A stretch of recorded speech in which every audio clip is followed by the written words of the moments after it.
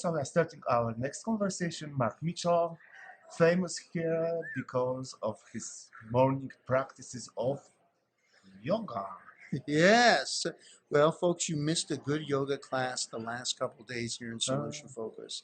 I do Solution Focus Yoga, which is a little different, huh? Huh? In other words, the yoga is friendly to your body rather than pushing the yoga onto your body, if you know what I mean. That's So, interesting. so it's a different approach, and I've been doing it for 10 years since the beginning of these conferences. And the very first time I offered it here, there was one person who showed up, and it was Insoo. And some of you may not know this, but Insoo was quite the yoga master.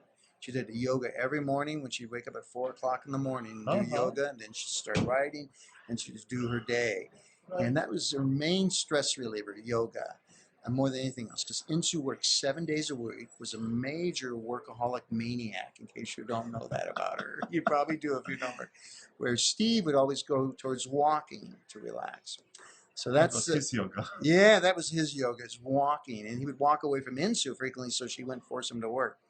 So I'm a marriage family therapist and a coach and a trainer, and if I were to impart any, I don't know, advice, words of wisdom, Please do. well, it's not much, but my favorite thing, my contribution to Solution Focus was what's called the singing question, and most of you probably don't know about the singing question.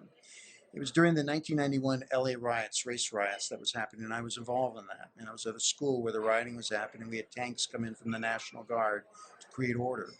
And I was with a group of students, and I said, suppose a miracle happened and we got through this. What would be the first sign of that miracle? And one student spoke up. She said, I know a miracle occurred if we started singing a song. So when I heard this, I went, oh, this is an Insoo moment. So I said, what song would we be singing that tell us it was the beginning of the miracle? So we came up with the song, We Shall Overcome. And so we all sang the song together. As a result of that, I've used the singing question a lot, and I've done a lot of research on singing. Before we had language, we sang. So it's about singing a song. Yeah, it's about singing. It's all brainstem. It's not frontal lobe. A lot of humming, chanting, singing is the beginning of the miracle for a lot of people, especially I work with veterans of PTSD and moral injury.